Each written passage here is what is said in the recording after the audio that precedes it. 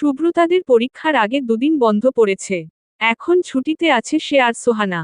দুদিন পর একেবারে পরীক্ষা দিতে যাবে। বিকেলে সামান্তা এসেছে তালুকদার বাড়িতে। আশিক দিয়ে গিয়েছে। 3 বান্ধবী মিলে কিছু সাজেশন মিলাবে, তারপর একে একে সব পড়া কমপ্লিট করবে। সুব্রতা এমনিতে পড়া লেঝায় ভালো, মাথায় বুদ্ধি কম থাকলেও সামান্তাও মোটামুটি। আল্লাহ দিলে সবচেয়ে ভালো সোহানা। মায়াটা পড়েও না, পড়ার ধারে কাছেও এরে দেখা যায় না। এই মেয়ের কোন কিছুই জোড়ায় না। তোরা দুইজন ভালো করে পড়, বুঝলি? আমার যদি তোদের আশেপাশে সিট পড়ে একটু দেখাই স্টাইলেই হইব। আমার পড়তে টরতে একটুও ভালো লাগছে না। আপালে কামড় দিয়ে চিবুতে চিবুতে বলল সোহানা। অবস্থান সুব্রতার বিছানায় শোয়া, পা দুটো দেয়ালের সাথে ঠেসে উপরের দিকে তোলা। তোর ভালো লাগে কবে রে সোহানা? তোর কি পরীক্ষায় পাশ করার ইচ্ছা নেই? সত্যি করে বলতো। সামান্তা বলে উঠল অতিষ্ঠ ভঙ্গিতে। মেয়েটা সব সময় খামখেয়ালি করে, তাই বলে পরীক্ষার সময়ও করবে?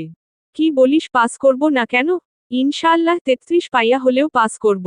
সারা বছর কি ঘোড়ার ঘাস কাটছি নাকি? একটুও তো পড়ছি নাকি? 33 পাবো ইনশাআল্লাহ। এর বেশি কিছু আশা টাশা করা যাবে না আর কি। আর যদি না করি সবাই মিলে বিয়ে টিয়ে দিয়ে দিলেও ভালো। আমার একটুও খারাপ লাগবে না। হি হি হি বলেই হাসল সোহানা। হ্যাঁ, আশায় বাঁচে চাষা। দিবে তোকে বিয়ে। তোর পিঠে কচি ঝিংলা ভাঙ্গবে মেঝমা। আর মেহরাত ভাই তো আছেই। রেজাল্ট একটু হেরফের হলে ধাক্কা দিয়ে তালুকদার বাড়ি থেকে বের কবে দিবে। বলবে, যেই মেয়েরা সামান্য পাশটুকু করতে পারে না তাদের মতো নির্লজ্জ পরাচোরদের তালুকদার বাড়িতে থাকা শোভা পায় না। যা, বেরিয়ে যা, এক্ষুনি বেরিয়ে যাবি এ বাড়ি থেকে। শেষের কথাটা মুখ ভেঙিয়ে ভেঙিয়ে বলল সুব্রতা। সুব্রতার কথা শুনে ফিক করে হেসে দিল সামান্তা। সোহানা শান্তা। পা নামিয়ে শোয়া থেকে উঠে ঠিক হয়ে বসল সোহানা, আবারও আপেলে কামড় বসিয়ে বলল। ভুল, তোকে বের করবে না। তুই তো এই বাড়ির বউ। করলে আমায় বের করে দিবে বিয়ে দিয়ে। তুই প্যারা নিস না, চিল। উদ্ধৃতি চিহ্ন। আর বউ? হতাশার ভারী নিঃশ্বাস ফেলে বলল সুব্রতা। তার জীবন যে গোলকধাঁধার মতো কোথায় আটকে গেছে সে নিজেও জানে না। সেদিন কলেজে যাওয়ার আগে মেহরাদের সাথে যাই একটু অপ্রস্তুত কথোপকথন হয়েছিল। এরপর আর তাও হয়নি। লোকটা কেমন নীরব, দূরত্ব বাড়িয়ে রাখে তার সাথে। কবে ঠিক হবে সব কিছু? তার যে আর ভালো লাগে না কিছু। কোন আক্কেলে সেদিন এগুলো বলেছিল আল্লাহ জানে। হে রে সুব্রতা, এখনো কি ভাইয়ার সাথে তোর কথা হয়নি? সামান্তা জিজ্ঞেস করল সুব্রতাকে। এদিক সেদিকে মাথা নাড়াল সুব্রতা। মুখ ভার করে বলল, কথা বলবো কি? উনি আমায় দেখলেই না দেখার মতো ভান করে। মনে হয় আমি অদৃশ্য কেউ। তাকাই না। আর কথা বলবে কি? তুই গিয়েছিলি কথা বলতে? সরি বলেছিস?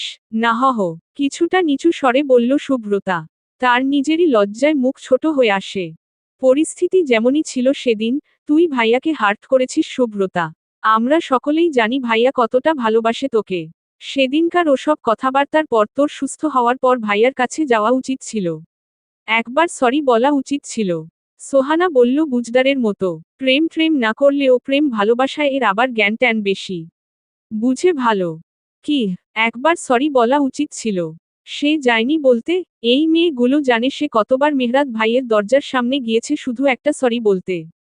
কিন্তু তাকে দেখলেই না দেখার ভান ধরে, ইগনোর করে, তখন তার কথা বলার ইচ্ছেই রে যেত।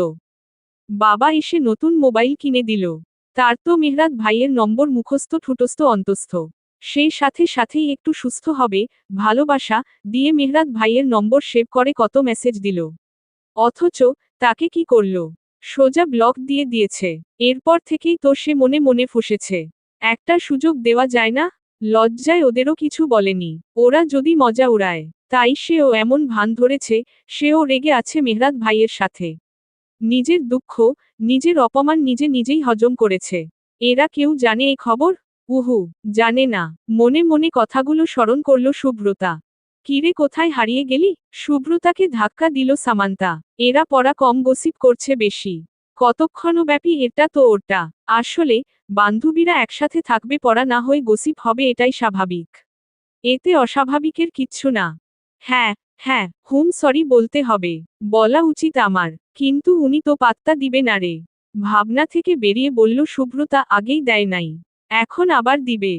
আরেহ দিবে। কবি বলেছে, একবার না পারিলে দেখো শতবার। তুই নয়তো সহস্র, লক্ষ, কোটি বার যাবি। সমস্যা কি? আমরাই তো। ভালোবাসার মানুষের কাছে কোটি বার গেলেও কিচ্ছু হয় না। আর মেহরাত ভাইয়ের মতো প্রেমিক পুরুষের কাছে গেকে আরো আগেই কিছু হবে না। উদ্ধৃতি চিহ্ন। প্রেমিক পুরুষ না ছাই। বলেই মনে মনে ভেঙ্গচি কাটল সুব্রতা সামান্তার কথায়। এরা এই লোককে কি ভাবে? সে এই না আসল রূপ চিনে এই লোকের। এ লোক ভালোর ভালো, আবার খারাপের এক শের। এরকম ভাবেই আরো অহরহ জ্ঞান দিতে থাকলো জন মিলে সুব্রতাকে। সুব্রতাও চুপটি করে শুনল। তারপর 3 বান্ধবী একসাথে কি করতে হয়েছিল সেটাই ভুলে বসেছিল। সন্ধ্যার সময় গড়িয়ে এলে আশিক এসে সানান্তাকে নিয়ে গেল। বাসায় যেতে যেতেও জানার মধ্যে একচোট ঝগড়া ঝাঁটি হয়ে গেল বাইকের মধ্যে। এতক্ষণ সুব্রতা যে জ্ঞান দেওয়া মেয়েটা নিজে এ পা লাগিয়ে আরেকজনের সাথে ঝগড়া করতে করতে বাসায় পৌঁছালো। তারা চিহ্ন তারা চিহ্ন তারা চিহ্ন তারা চিহ্ন তারা চিহ্ন তারা চিহ্ন। সন্ধ্যার পর দীপ আসলো সুব্রতাকে পড়াতে। বোর্ড পরীক্ষার আগ পর্যন্ত সেই পড়াবে বলে ঠিক করেছে। সুব্রতা পড়তে বসল উদাস মুখে। তবুও দীপের সাথে একটু হাসিখুশি কথা বলল। দীপ ভাইয়ের জিন্ন তার মায়া লাগে বেশ। লোকটার মা নেই, তারও তো মা থেকেও নেই। তাই এ না থাকার মর্ম সে বুঝে। আর এমনিতেও দীপ ভাইকে তাদের ভালো লাগে। কি সুন্দর বাইক নিয়ে ফুরুতো ফুরুতো করে আসে যায় চুলগুলো উড়িয়ে। সুব্রতা মেহরাত ভাই ছাড়া কারো কাছেই হায়ারমেথ বুঝে না। তবে অন্যান্য সাবজেক্টগুলোও পড়ছে। সোহানাও বসেছে, সেও পড়ছে দীপের কাছে। পড়ুক, তাতে সমস্যা না। সমস্যা হচ্ছে একজনের মুখ দিয়ে কথাই বের হয় না, পড়াও বের হয় না। আর আরেকজন পড়বে দূরে থাক, কথাই এর শেষ হয় না। অত্র এলাকার খবর নেওয়া শুরু করে। সে কি বিটিভি নাকি? বুঝল না যে নিউজ সাপ্লাই করবে। আর আরেক খালাম্মা তো আছেই। আন্টি। সেদিন খালাম্মা বলায় ভদ্র আন্টি এখনো তাকে দেখতে পারে না। এই যেমন নাস্তা দিতে দিতে কেমন করে চোখ পাকিয়ে তাকিয়ে রইল তার দিকে। মনে হচ্ছে সে মহাভারত অশুদ্ধ টশুদ্ধ কিছু করে ফেলেছে বুঝি। আরে হো, আগে করতে দিবি তো অশুদ্ধ কিছু। তারপর না হয় এই লুক দিস। কপালের চিকন ঘামটুকু মুছে চোখের চশমাটা ঠিক করল দীপ। সে যে কেন পড়াতে রাজি হয়েছিল। এমন না তার টিউশনি করতেই হবে, তাদের অবস্থা ভালো। বলতে গেলে বেশ ভালোই। তার মা নেই, বড় বোন থাকে দুলাভাই এর সাথে ঢাকার বাহিরে। তার বাবা থাকে ব্যবসা নিয়ে সারাদিন বিজি। সে এক ভার্সিটিতে বাইক নিয়ে হুড়হুড় করে আসতো আর যেত। আড্ডা ফাড্ডা দিত বন্ধুদের সাথে। তবে এমনিতে তার মেধা ভালো। তাই তো আদনান ভাই তাকে এই গোল্ডেন অপরচুনিটির কথা জানালো। তাকে বলেছিল কাউকে খুঁজে দিতে।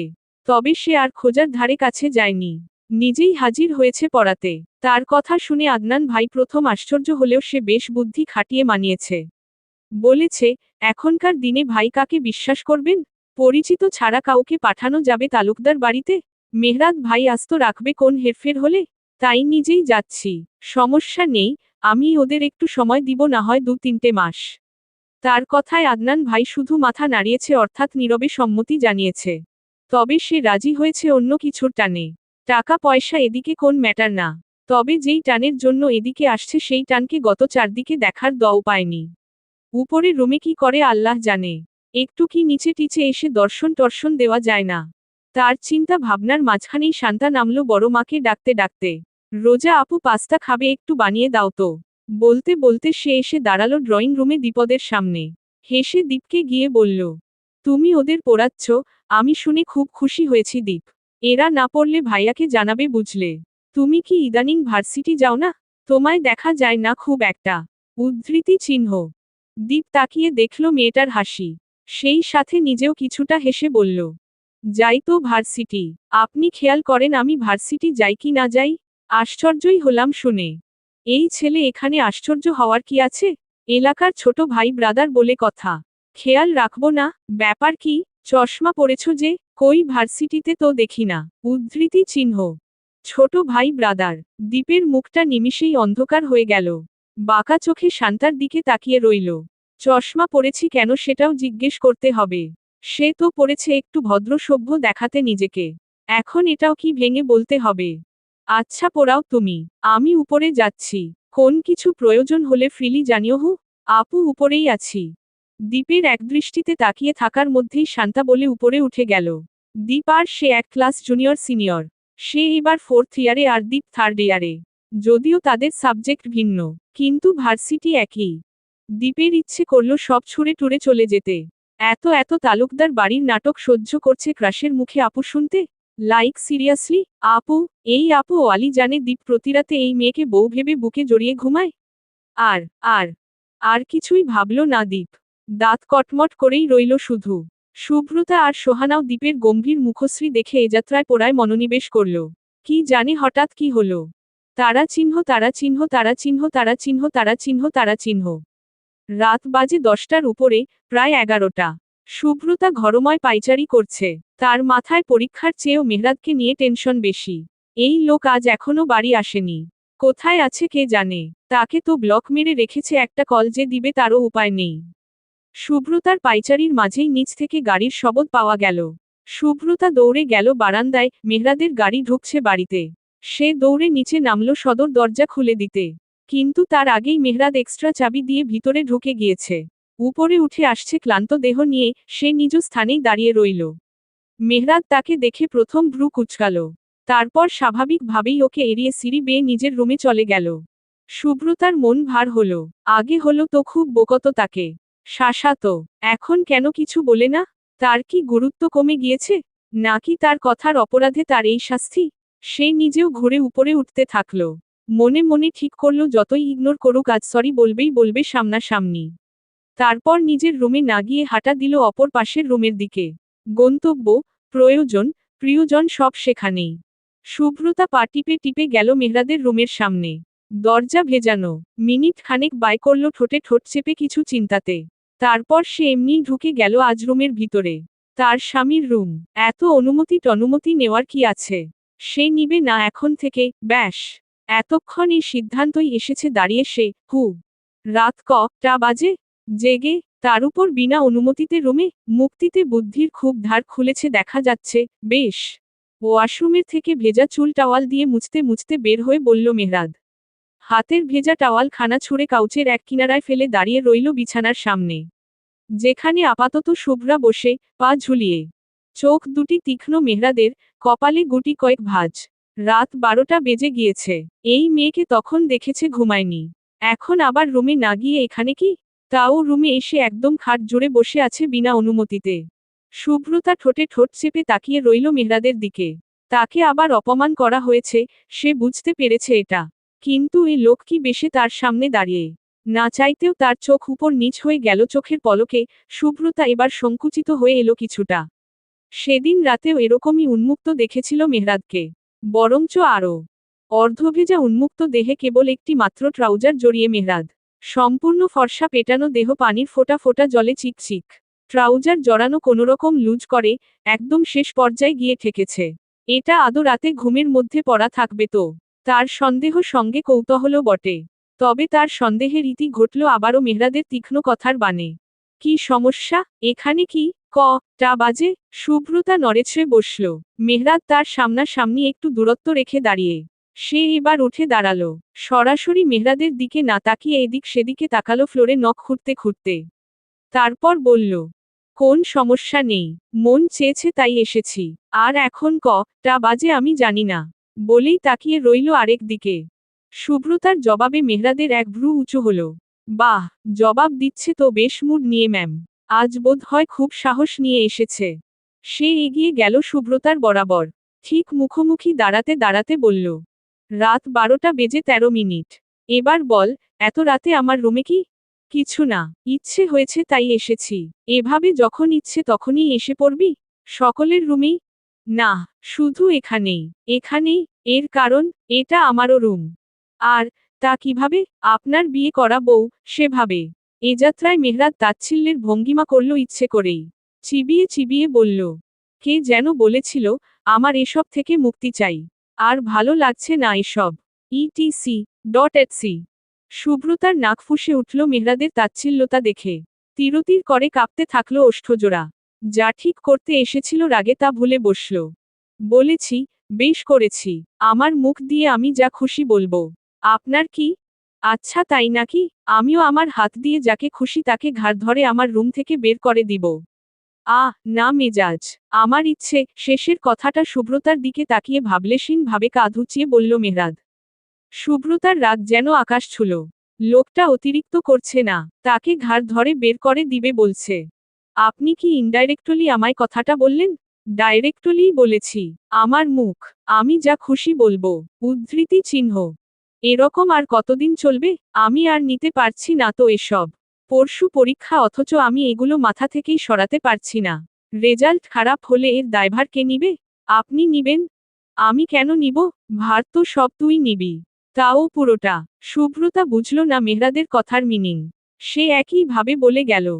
আমি কেন নিব? আপনিই নিবেন। আপনার জন্যই। উদ্ধৃতি চিহ্ন।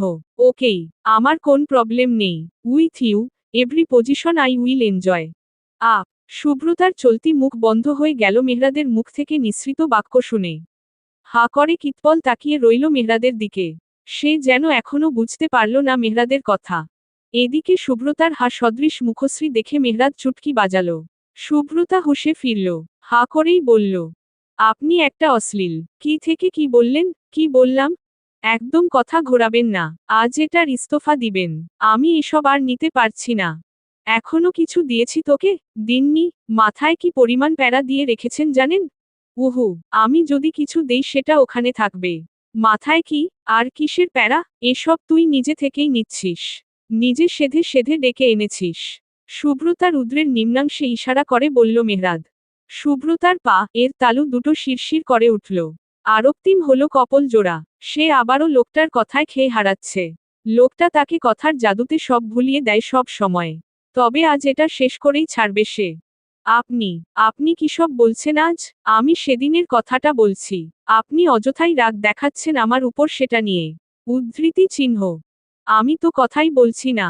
রাগ দেখালাম কই? এখন আবার এই রাগের উছিলাতেও মুক্তি চেয়ে বসবি? মেহরাদের হেয়ালি কথায় শুভ্রতার কান্না পেল। মিনিট খানেক আগের লজ্জামিশ্রিত অনুভূতি অদূরে পালালো। মেহরাদ যেন আজ তার কথা না বোঝার পণ করে বসেছে। একটা কথার দোষে আর কত ভাবে আঘাত করবেন বলতে পারেন? আর কত ভাবে ক্ষমা চাওয়া বাকি? নাক টেনে বলল শুভ্রতা। হাতের তালুতে নাক ঘষে আবারও বলল, আমি সেদিন কি সিচুয়েশনে ছিলাম সেটা আপনার অজানা? বলেছি নিজের শূন্য অনুভূতি থেকে। নিজেকে জীবনের শেষ দোরগোড়ায় মনে হচ্ছিল তখন। মনে হচ্ছিল আমি শেষ হলে সবকিছুর সমাপ্তি হবে।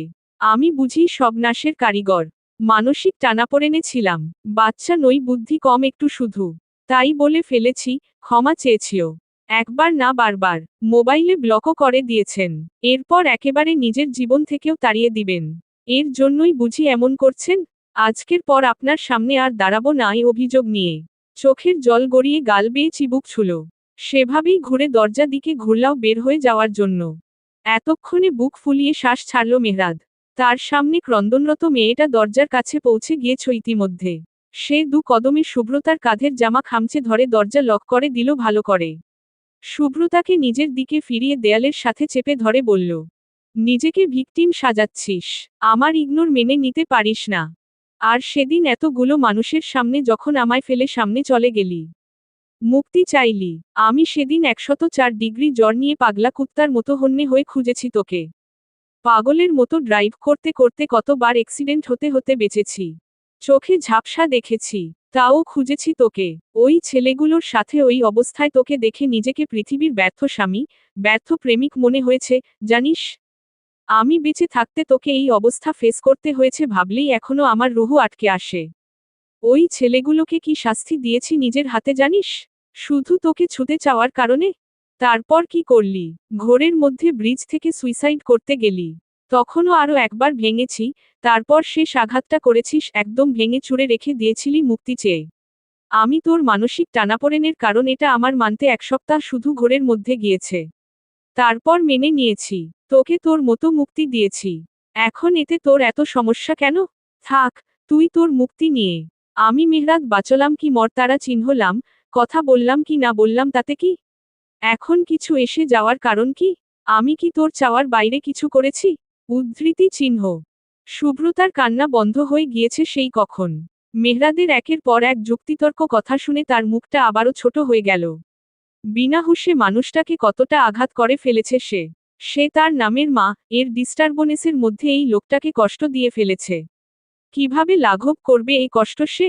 সে কান্না ভুলে মিনমিন সুরে বলল, কোন ভাবেই কি এগুলো ভুলা যায় না? আমি তো তখন ছোট ছিলাম তাই না? আবার বিনা হুঁশে ছিলাম। কাঁধের জামার একাংশ এখনো মেহরাদের হাতের মুঠোয়। তার কাঁধের জামার মুঠোয় তার ইনার সহ উপস্থিত। মেহরাদের ঠান্ডা হাতের পৃষ্ঠদেশ তার কাঁধের জামার নিচের অংশ ঠান্ডা বানিয়ে দিচ্ছে। মেহরাদ চোখ ছোট করে তাকালো শুভ্রতার মিনমিনে সুরে। 1 মাসে বড় হয়ে গিয়েছে। তখন ছোট ছিল। ভালো তো। ভোলা যায় না? শুভ্রতা আবারও জিজ্ঞেস করল। মেহরাদ এমনিতেই সব ভুলে। তবে মেয়েটাকে লাইনে আনতে এতদিন ইগনোর করেছে। ছোট থেকে পেলে পুষে বড় করেছে, মেয়েটা হুটহাট বোকামি তার অজানা কিছু না। কিন্তু নিজেকে এবার মানাতে খুব কষ্ট হয়েছে তার। এই মেয়েটার জন্য তার ভালোবাসা সবকিছুর ঊর্ধ্বে। মেয়েটার দেওয়া আঘাতও সব ক্ষতের ঊর্ধ্বে। সারাতে সময় তো লাগতই। তাই নিজে সময় নিয়েছে, ওকে ও পুড়িয়েছে। সে সফলও হয়েছে এবার। বলা যায়, ভালোবাসা যত নিবিড়, আঘাত তত গভীর, ক্ষত যত অন্তর্গত, অবশেষ তত অমোচনীয়। তারা চিহ্ন, তারা চিহ্ন, তারা চিহ্ন, তারা চিহ্ন, তারা চিহ্ন, তারা চিহ্ন, তারা চিহ্ন। তুই বড় হয়ে গিয়েছিস? উদ্ধৃতি চিহ্ন, উদ্ধৃতি চিহ্ন। শুভ্রতা উপর নিচ মাথা নাড়াল। তারপর বলল, এরপর থেকে বুঝে শুনে জ্ঞান খাটিয়ে কথা বলবো। সত্যিই, এবারের মতো সবকিছু ভুলে টুলে যান প্লিজ। আচ্ছা গেলাম, মাথা নাড়িয়ে বলল মেহরাদ, শুভ্রতার উচ্ছ্বসিত চোখের দিকে তাকিয়ে। সত্যি? শুভ্রতা এক প্রকার লাফিয়ে উঠতে চাইল কিন্তু কাঁধের উপরে মেহরাদের এক হাত থাকার কারণে পারল না বেচারি। হুম, সত্যি, কিন্তু এর বিনিময় চাই। মেহরাদের চতুর কণ্ঠ ধ্বনিত হল। চোখের চাহনি প্রগাঢ়, কাঁধের কাপড়ের অংশটুকুর নিচে আঙুলের নড়াচড়া দৌর্বোধ্য। শুভ্রতা মেহরাদের ওই লাগামহীন প্রগাঢ় চোখে চোখ রাখতে পারে না। কাঁধ শিরশির করছে, লোম দাঁড়িয়ে যাচ্ছে। কোনরূপ বলল, বিনিময়, ভালোবেসে ভুলে যাবেন।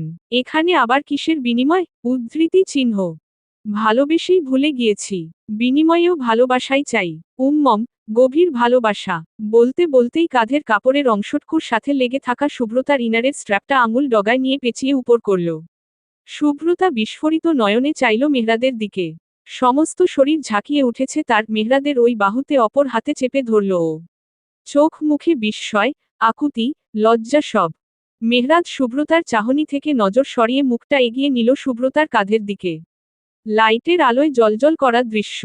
শুভ্র কাঁধের উপর বলিষ্ঠ এক হাতের আঙুলের ডগায় কালো স্ট্র্যাপ পেঁচানো। মেহরাদ প্রথম ঠোঁট দুটো ছোঁয়ালে আঙুলের ডগায় অবস্থিত কালো বস্তুখানায়।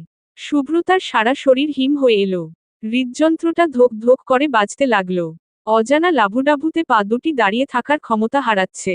এরপরই উন্মুক্ত কাঁধে অনুভব করল উষ্ণ ঠোঁটের গভীর ছোঁয়া। তারপর ঘাড়ে। মেহরাদ আঙুলটায় আরেকটা পেঁচ টেনে শুভ্রতাকে আরও নিকটে আনল। কানের কাছে খুবই ধিমে, সফটলি আওড়াল। আমার যে হক, এই লেইম বস্ত্র আবৃত করে রেখেছে আমার সামনে, সেই হক নিজ ওষ্ঠতে উন্মোচন করতে চাই। গভীরে রেখে দিতে চাই প্রগাঢ় ভালোবাসার ছাপ। মেহরাদের এমন ভালোবাসার কথা শুনে শুভ্রতার সাথে সাথেই নিঃশ্বাস আটকে তোতাপাখির মতো বলল, এর থেকে তো কিছু না ভুলাই ভালো ছিল। মেহরাদ ঠোঁট কামড়ে মৃদু হেসে ফেলল শুভ্রতার বাচ্চামো কথা শুনে। শব্দ করে স্ট্র্যাপটা ছাড়ল কাঁধের উপরে। শুভ্রতা উফ অফ করে উঠল। ব্যথা পেয়েছে মেয়েটা। এক হাতের তালু ঘষা শুরু করল সেখানটায় চোখ মুখ কুঁচকে।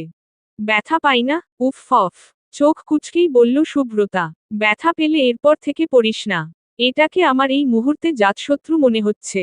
এরপর থেকে খুলে আসবি এসব এখানে আসলে। আর তা না হলে। না হলে কি? নির্লজ্জ, অসভ্য লোক। আমি আর এখানেই আসব না। উদ্ধৃতি চিহ্ন। তোর কাজটা আমি করে দিব।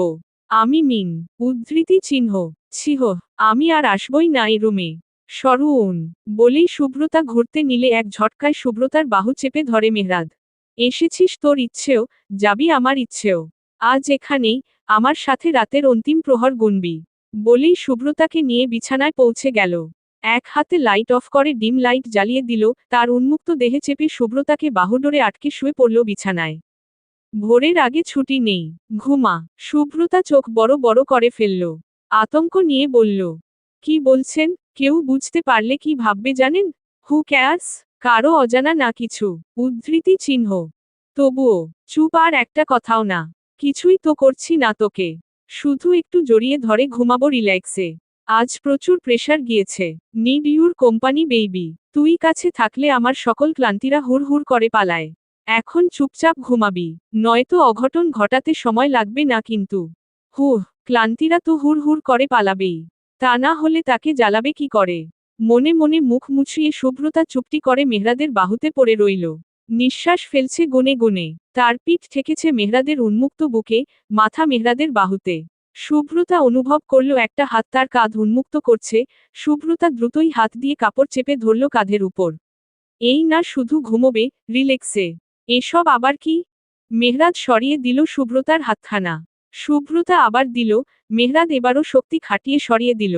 এ যাত্রায় হাতটা চেপে ধরে নির্লজ্জের চূড়ান্তে গিয়ে বলল, আর একটু বেশি করবি, আমার গা এ যতটুকু আছে ততটুকুও রাখবো না তোর। And I have the right and strength, both baby, এবং আমার অধিকার এবং শক্তি দুটোই আছে। বলেই উষ্ণ ঠোঁট জোড়া চেপে ধরল উন্মুক্ত কাঁধে। শুভ্রতা কুকড়ে গেল মেহরাদের ছোঁয়ায়। লোকটা আজ বেশ পাগলামো করছে। এত দিনের ভালোবাসা সব জমিয়ে রেখেছিল যে সেগুলো নাকি? সে আর বাধা দিবে কি? মেহরাদের একের পর এক ছোঁয়ায় মেয়েটার নাজেহাল অবস্থা। অনুভূতিকে সামাল দিতে হিমশিম কাচ্ছে। বড় বড় নিঃশ্বাস টেনে নিচ্ছে ভিতরে। তার মনে হচ্ছে তার অক্সিজেনের ঘাটতি পড়ছে বোধ হয়। মেহরাদ শুভ্রতার গভীর ভারী নিঃশ্বাসে আরও বেশি বেসামাল হচ্ছে। আন্দোলন হচ্ছে পুরুষালী দেহের রন্ধ্রে রন্ধ্রে। মাথা চাড়া দিয়ে উঠছে মন গহীনের বহুল কাঙ্ক্ষিত অদম্য অনুভূতি। মেয়েটা কাছে এলেই তার সকল কিছু বেলাগাম বেপরোয়া হয়ে ওঠে। নিজেকে দমিয়ে রাখায় দায়। নিষ্পিস করা হাতটা চেপে ধরল কামিজের ফাঁক গলিয়ে শুভ্রতার মেধন চিকন নরম তুলতুলে উদরে। চেপে টেনে নিয়ে আসলো আরেকটু নিজের কাছে। মিশিয়ে নিল সম্পূর্ণ নিজের সাথে। নাক ঘষল ঘাড়ে। হাতের স্পর্শ এলোমেলো উদরের উপর। শুভ্রতা গুঙ্গিয়ে উঠল নরম, কোমল আওয়াজে। মেহরাদের হাতের উপর নিজের শক্তিহীন কাপা হাতটা চেপে ধরে ফিসফিস করে বলল, মম, মন করবেন না প্লিজ। আমার নিঃশ্বাস নিতে কষ্ট হচ্ছে। আপনার ছোঁয়া এত বেসামাল। উদ্ধৃতি চিহ্ন। আমি মানুষটাই তোর সংস্পর্শে বেসামাল, বেলাগাম হয়ে যাই। আর ছাওয়া তো উপর নিচ, ছন্নছাড়া হবেই। আমি নিতে পারি না যে। উদ্ধৃতি চিহ্ন। নিতে হব জান। ভবিষ্যতে আরও গভীরভাবে ছুব। এখন থেকেই প্রিপেয়ার হতে হবে তোকে। উদ্ধৃতি চিহ্ন। শুভ্রতা চোখ মুখ কুচকে শক্ত ঢোক চাপল। মেহরাদের হাতটা শক্ত করে চেপে ধরেছে উদরে। কাঁধে দন্তের আঘাত অনুভূত হচ্ছে তীক্ষ্ণভাবে। শুভ্রতা আবারও গুঙ্গিয়ে উঠল। মম, ব্যথা পাই। উন্মুক্ত লাল ক্ষত হওয়া কাঁধে নাক ঘষল মেহরাদ। Soft, husky টোনে আওড়াল। আরও ব্যথা পাবি, তবুও সাদরে গ্রহণ করবি। এভাবেই মেনে নেওয়ার চেষ্টা করবি। তোর ভালোবাসা আর রোমান্স দুটোই খুব হাই ইরোটিক লেভেলের। খুব বেশি। ডেট ইউ কা and imagine baby. Day by day, আমার ছোঁয়া আরও তীব্র আর তীক্ষ্ণ হবে। এবং তোকে সবটা প্রাউডলি এবং পেশেন্টলি একসেপ্ট করতে হবে, ফর মাই শেক। ওকেই, রিজান। শুভ্রতার পুরো দেহে উষ্ণ তাপদাহ ছড়িয়ে পড়েছে। মেহরাদের এই অল্প ছোঁয়াতেই তার রক্ষা পাওয়ার মতো অবস্থা। আবার নাকি ইরোটিক লেভেলের রোমাঞ্চ। কেমন ইরোটিক? কতটা ইরোটিক? শুভ্রতা বেঁচে থাকতে পারবে তো? চলবে।